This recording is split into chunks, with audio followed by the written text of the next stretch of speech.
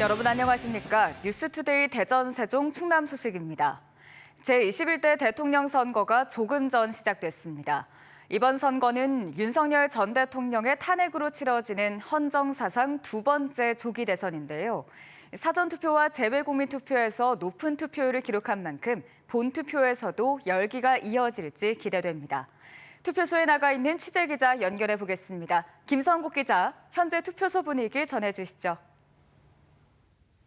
네, 저는 지금 대전 노은일동 제2투표소인 노은초등학교에 나와 있습니다. 투표는 1시간 전인 오전 6시부터 시작됐는데요. 이른 시간부터 이곳 투표소에는 유권자들의 발걸음이 이어지고 있습니다. 현재 대전과 세종, 충남 지역에선 투표소 1,205곳에서 투표가 진행되고 있는데요. 오전 7시 기준 투표율은 대전 2.8%, 세종 2.4%, 충남 2.7%입니다. 앞서 지난주 목요일과 금요일 이틀 동안 실시된 사전투표에서는 전국 평균 34.74%로 역대 두 번째로 높은 투표율을 기록했습니다. 특히 세종은 41.16%로 전라권과 광주에 이어 네 번째로 높은 사전투표율을 보였습니다. 3년 전 제20대 대선 최종 투표율은 대전 76.7%, 세종 80.2%, 충남 73.7%였는데요. 역대 선거에서 캐스팅 보트 역할을 해온 충청권 표심이 이번에는 어디로 향할지 관심이 모아집니다. 특히 이번 대선은 12.3 내란 사태와 대통령 탄핵으로 국민적 관심이 높은 만큼 김대중 전 대통령이 당선된 15대 대선 이후 처음으로 투표율 80%를 넘길 수 있을지 주목됩니다. 한편 앞선 사전투표에서 선거 사무원이 배우자의 신분증으로 대리투표하다 적발돼 구속되는 등 사고도 잇따랐는데요. 선거관리위원회는 본투표 직전까지 전국 투표소와 개표소를 점검해 만일의 사태에 대비하고 있습니다. 투표는 오늘 오후 8시까지 지정된 투표소에서 할 수 있고 신분증을 반드시 지참해야 합니다. 또 기표소에 비치된 기표 용구로만 찍어야 하고 투표소 안에서 사진 촬영은 금지돼 있습니다. 개표는 오후 8시 투표 종료 이후 약 30분 뒤부터 시작되며 당선인 윤곽은 개표가 70에서 80% 완료될 것으로 예상되는 자정쯤 나올 전망입니다. 지금까지 대전 노은일동 투표소에서 MBC 뉴스 김성국입니다.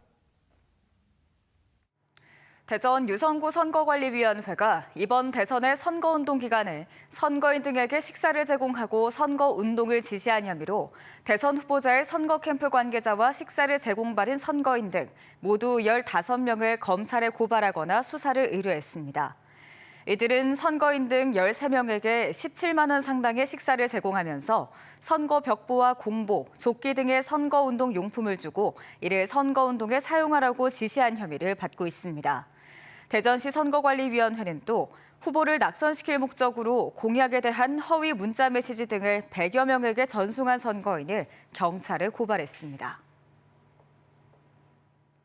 세종시 선거관리위원회가 이번 대선에서 특정 단체의 이름을 내걸고 후보자의 선거운동을 한 혐의로 단체 대표자를 경찰에 고발했습니다.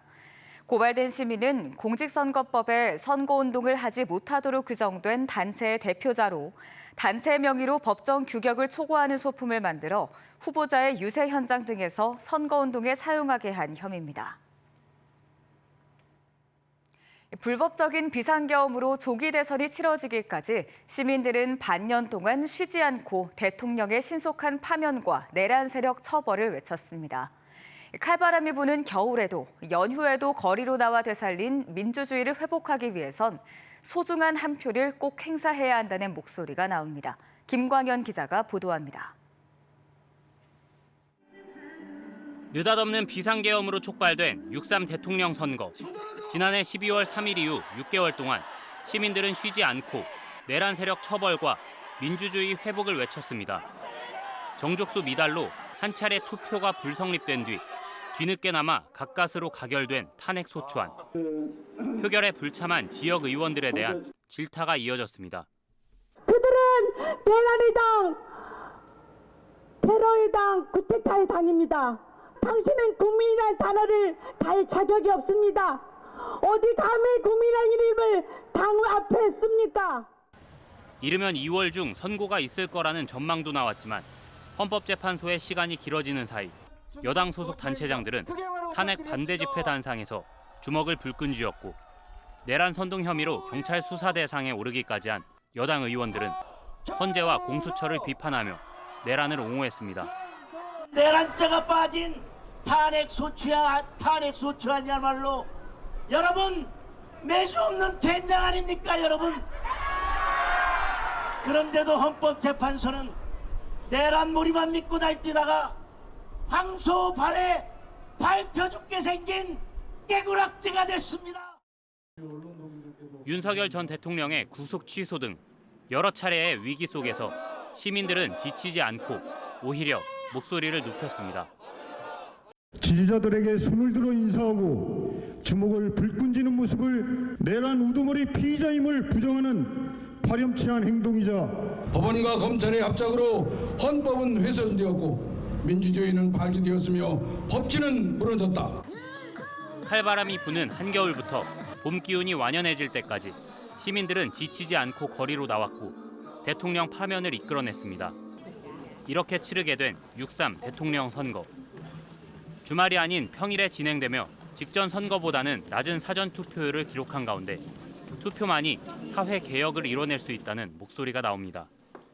무너진 민주주의를 회복시키고 새로운 사회를 꿈꾸기 위해서 사회 대개혁까지 이루고자 하는 많은 시민분들의 열망이 투표로 증명되었으면 하는 마음이고요.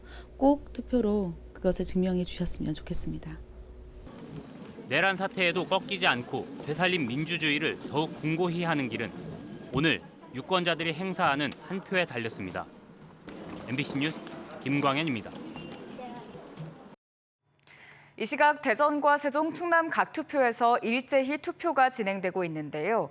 한 표의 가치가 무엇인지 박선진 앵커가 살펴봤습니다. 현재 우리 손으로 직접 우리를 대표할 국가 원수, 대통령을 뽑는 선거가 진행 중입니다. 우리가 행사할 소중한 한 표의 가치가 8천만 원에 달하는데요. 단순 종이 한 장이 아닌 대한민국 국민인 우리 손에 쥐어진 권리이자 책임입니다. 12.3 비상계엄부터 탄핵까지 무너진 경제와 극한 대립으로 분열된 사회 속에서 유권자인 여러분은 어떤 대통령을 바라고 계십니까? 이번 대선에서 처한 상황만큼이나 다양한 유권자들의 바람을 우선 들어봤습니다. 취업에 대한 고민이 많으니까 새 대통령은 일자리를 좀 많이 만들어주면 좋겠다. 모든 세대를 다 아우르고 생각이 깊은 앞으로 미래를 위해서 젊은 세대도 같이 생각하는 대통령이 중요하지 않을까. 나라가 너무나 어지러워가지고 혼동스러운 게 많아 있어가지고 좀 깨끗한 정치를 했으면 하는 사람을 이렇게 투표를 하고 싶어요. 좀 경제를 좀 살리는 대통령이 됐으면 좋겠어요. 너무 어려우니까 직장 같은 데도 그렇고 지금 노는 사람도 너무 많아요. 일거리가 없어서.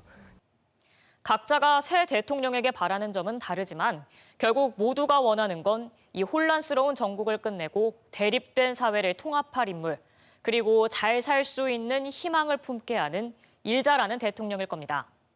하지만 정치에 관심이 없어서 정치는 어렵고 나와 상관없는 일 같아서라는 생각으로 투표권을 행사하지 않는 국민들도 여전히 많습니다. 실제로 대통령 직선제가 시작된 13대 대통령 선거 당시 90%에 달하던 투표율은 지난 2002년 16대 대선 때 70%대로 떨어진 뒤 상승의 기미가 없습니다. 가장 관심이 높다는 대통령 선거에서조차 국민 4-5명 중 1명은 투표에 참여하지 않는 셈인데요. 그래도 괜찮은 걸까요? 올해 정부의 총 예산은 673조 원, 대통령 임기 5년간 약 3,400조 원의 나랏돈이 쓰입니다. 이를 전체 유권자 수로 나누면 한 표의 가치는 8천만 원에 달합니다. 나 하나쯤이야 라는 생각으로 우리의 권리를 포기해서는 안 되는 이유입니다. 정치 암흑화가 심화된 이번 대선에서 더 많은 투표율을 높인다면 차기 정부에게 더 많은 정당성을 부여할 수 있고 그것이 나중에 선순환돼서 한국 유권자들이 한국 정치에 대한 판단과 그리고 더 개선할 수 있는 지점들을 많이 보여주지 않을까. 과연 이번 6.3 대선은 어떨까요? 지난달 29일과 30일 진행된 사전투표율은 34.74%, 지난 2022년 20대 대선 때보다 2%포인트 이상 낮습니다. 투표는 우리가 가장 쉽게 정치에 참여할 수 있는 방법이자 국민으로서의 당연한 권리이고 내가 직접 우리 사회를 바꿀 수 있다는 선순환의 시작점입니다. 투표소에서 우리는 국민을 위해 일할 새 정부를 함께 만들 겁니다. 앵커 리포트였습니다. 이번 조기 대선에서 대선 후보들은 60일의 짧은 기간 동안 공약을 쏟아내며 충청권 표심을 공략했는데요. 행정수도 완성이나 과학기술 지원 확대, 교통망 확충 등 대부분 공약이 비슷했습니다. 하지만 같은 듯 서로 다른 부분도 적지 않아 투표 전 꼼꼼히 살피는 게 중요한데 김윤미 기자가 충청권 주요 공약을 알기 쉽게 한눈에 비교해봤습니다. 역대 선거마다 승패를 결정지은 캐스팅 보터. 충청권 표심을 잡기 위해 내놓은 공약은 대표적으로 행정수도 완성입니다. 수도권은 과밀로 고통받는 동시에 지역은 소외되는 불균형 문제를 해결하겠다며 저마다 고른 발전을 위한 해법으로 꼽았습니다. 국회 세종의사당과 대통령 제2집무실은 대선 주자들이 한 목소리를 내고 있지만 더불어민주당 이재명 후보는 국민 합의를 통한 국회와 집무실 완전 이전을, 국민의힘 김문수 후보는 국회만 완전 이전, 개혁신당 이준석 후보는 집무실을 국회 부지에 통합해 완전히 옮기겠다는 차이가 있습니다. 신속하게 국회 본회의장도 지어서 옮겨오고 헌법을 바꾸는 국민적 합의를 거쳐서 대통령실도 옮겨오고 대전과 세종, 충북을 잇는 광역급행철도 CTX, 그리고 수도권 광역급행철도인 GTX를 충남까지 연결하는 광역교통망 확충도 새 후보가 나란히 약속했습니다. 세종에서 대전으로, 또 세종에서 오송으로, 청주공항까지 해서 공항에서 내리면 바로 여기까지 올 수 있도록 이런 고속철도망을 반드시 완성할 것을 약속을 드립니다. 이재명 후보는 제2 서해대교를, 김문수 후보는 보령 대천 고속도로 건설을 차별화된 공약으로 제시했고 이준석 후보는 KTX 세종역 신설을 유일하게 명시했습니다. 연구개발 R&D 예산 등 과학계 공약의 경우 이재명 후보는 대전을 과학수도로 키우고 R&D 예산을 확대하겠다고 했고 김문수 후보는 예산의 5% 이상이라는 구체적 수치를 제시하며 부총리 신설을, 이준석 후보는 연구자 연금 등을 내걸었습니다. 대전 같은 경우에는 대한민국의 과학수도, 과학중심도시로서의 역할이 강화돼야 된다. 과학기술인에 대한 연금 그리고 일시보상금 제도를 강화하겠다. 정부 조직과 관련해서는 이재명, 이준석 후보가 기재부 기능 분리와 함께 감사원 소속 변화를 예고했는데 이재명 후보는 해양수산부의 부산 이전을, 김문수 후보는 수도권 부처의 세종 이전, 이준석 후보는 13개 부처로의 통폐합을 각각 강조하고 있습니다. 여기에 이재명 후보는 금강 등 4대강 보해체를 다시 추진하고 보수문과 하구뚝을 열어 생태계 복원을 통한 관광벨트 조성을 내세운 반면 김문수 후보는 금강의 물그릇을 확보해 친수 공간을 만들고 기존 자원을 활용한 낙조 관광벨트를 약속해 차이를 보입니다. MBC 뉴스 김유미입니다. 학교에서 선생님이 휘두른 흉기에 숨진 고 김하늘 양 사건과 관련해 교육부가 학교장에게 중징계를 요구한 것과 관련해 지역 시민사회단체가 설동호 대전교육감의 사퇴를 촉구하고 나섰습니다. 참교육 학부모회 대전지부 등은 성명에서 교육청에 위급 상황을 보고했는데도 가해 교사를 경찰에 신고하거나 분리하지 않은 것이 교장, 교감만의 책임이냐며 총괄 운영 책임이 있는 교육감은 즉각 사퇴하라고 강조했습니다. 또 교육부의 감사보고서 공개와 범저교사에 대한 발령, 휴가 권고 사례를 전면 조사할 것을 촉구했습니다. 태안화력발전소에서 50대 노동자가 숨지는 사고가 발생했습니다. 6년 전 비정규직 청년 노동자 김용균 씨가 사망한 바로 그 발전소인데요. 이번에 사망한 노동자도 하청업체 노동자였습니다. 이혜현 기자입니다. 충남 태안군 한전 KPS 태안화력사업소 기계공작실입니다. 어제 오후 2시 반쯤 이곳에서 50대 노동자 김모 씨가 기계에 끼어 숨졌습니다. 김 씨는 정비동 기계공작실 1층 현장에서 점검 작업을 하던 중 멈춰있던 기계가 작동하면서 변을 당한 것으로 전해졌습니다. 2층에 있던 작업자가 이상한 소리를 듣고 내려왔다가 김 씨를 발견해 신고했고 사고 발생 15분 만에 119 구조대가 도착했지만 김 씨는 이미 숨진 상태였습니다. 점검하다가 그 기계에서 이상한 소리 나가지고 2층에 있는 소장이 내려와가지고 발견했대요. 사고 난 분이 원래 이제 주 담당하는 기계가 그거였고 그분만 작업을 했대요. 김 씨는 하청업체 소속으로 사고 당시 현장에서 혼자 일하고 있었던 것으로 전해졌습니다. 태안화력발전소는 6년 전 하청업체 소속 청년 노동자 김용균 씨가 사망한 곳입니다. 비정규직 직원이던 김 씨는 입사 3개월밖에 안 된 2018년 12월 혼자 컨베이어 벨트를 점검하다 기계에 끼어 숨졌습니다. 당시 2인 1조 근무 규정은 지켜지지 않았고 헤드랜턴 등 기본적인 안전장비도 제대로 지급되지 않았습니다. 이 발전소에서는 2020년에도 60대 화물차 기사가 무게 2톤이 넘는 장비에 깔려 숨지는 사고도 있었습니다. 운전자의 안전을 위해 수신호를 보내는 신호수가 있어야 하는데 서부발전이 해당 인건비를 예산에서 빼버려 발생한 사고였습니다. 노동당국과 경찰은 정확한 사고 경위를 조사하는 한편 중대재해처벌법 위반 여부를 검토 중입니다. 한전 KPS 측은 사고 조사 결과에 따라 재발 방지 대책 등 적절한 조치를 취하겠다고 밝혔습니다. MBC 뉴스 이혜현입니다. 태안화력에서 발생한 하청 노동자 사망 사고와 관련해 민주당과 민주노동당이 추모 성명을 내고 중대재해기업처벌법 적용 강화를 요구했습니다. 이들은 노동자의 죽음을 애도한 뒤 고 김용균 씨 사고 이후에도 죽음의 외주화는 멈추지 않았고 중대재해처벌법이 제대로 작동하지 않고 있음이 드러났다며 실질적인 대책 마련을 촉구했습니다. 특히 민노당은 대선 후보 TV토론에서 중처법이 악법이라며 폐지를 주장한 국민의힘 김문수 후보에게 이런 상황에서도 이 법을 폐지해야 하냐고 되물었습니다. 대전 시립미술관에서 전시 중인 불멸의 화가 반고흐전이 대전의 미술품 전시 역사상 최다 관람 기록을 세웠습니다. 대전 시립미술관에 따르면 그제 기준 반고흐 전시전인 누적 관람객 16만 명을 돌파하며 지난 2004년 피카소전이 세운 15만 1,169명을 훌쩍 넘어섰습니다. 미술관 측은 반고흐 단독 회고전이 지역에서 열린 것은 이번이 처음이라며 세종이나 충남, 충북뿐 아니라 전국 각지에서 관람객이 몰려든 덕분이라고 설명했습니다. 대전 중구가 대전 5개 자치구 가운데 유일한 지역 화폐인 중구통을 오는 10일에 공식 발행합니다. 중구통은 모바일을 기반으로 한 지역 화폐로 중구에 있는 가맹점 6,600여 곳에서 1인당 한 달에 최대 30만 원까지 사용하면 캐시백으로 7%를 지급합니다.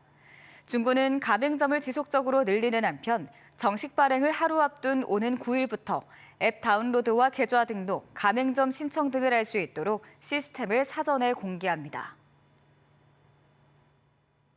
대전 유성구가 지역 상권 활성화를 위해 충청권에서 처음으로 다음 달부터 저녁 6시에서 밤 10시 사이 지역 상권 매출 집중 시간에 불법 주정차 단속 저녁 유예 시간을 도입합니다. 단 저녁 6시에서 7시까지 퇴근 시간은 유예 시간에서 빠지며 대전 유성구 전체 도로 가운데 안전신문고 신고 대상인 절대 주정차 금지 구간은 단속 유예에서 제외됩니다. 대전시가 오는 6일 제70회 현충일을 맞아 국립대전현충원을 찾는 참배객들을 위해 교통특별대책을 마련했습니다. 시는 이날 대전 월드컵 경기장 주차장을 무료로 열어 오전 7시부터 오후 2시까지 월드컵 경기장과 현충원으로 가는 셔틀버스를 운행하며 같은 시간에 현충원 주변의 2.5km 구간을 임시 버스 전용 차로로 지정합니다. 대전시는 이번 현충일에 5만여 명이 국립대전현충원을 찾을 것으로 예상하고 경찰 현충원과 함께 교통 혼잡을 줄이고 질서를 유지하는 데 협력할 방침입니다. 충남 지역 각급 학교가 현장 체험 학습을 진행할 때 사전 답사를 의무화하고 보조 인력을 배치할 수 있도록 하는 방안이 추진됩니다. 충남도의회 유성재 의원이 대표 발의해 오는 10일 도의회 정례회에서 심의될 현장 체험학습 학생 안전관리에 관한 조례 일부 개정 조례안인 현장 체험학습 실시 전 위험 요소를 점검하는 사전 답사를 의무화했습니다. 또 체험학습 준비 단계부터 안전 관련 자격이나 경력을 갖춘 보조 인력을 지정하고 교육감이 이에 대한 행재정적인 지원을 하도록 하는 내용을 담았습니다. 프로야구 하나이글스의 외국인 투수 코디 폰세가 KBO 리그 5월 MVP 후보에 선정됐습니다. 지난 3, 4월에 월간 MVP였던 폰세는 지난달에도 33이닝을 던지며 탈삼진 44개로 월간 1위에 올랐으며 지난달 17일 SSG와의 경기에서는 삼진 18개를 잡아내 9이닝 기준 한 경기 최다 탈삼진 신기록을 세웠습니다. 화요일 뉴스투데이 마칩니다. 시청해주신 여러분 고맙습니다.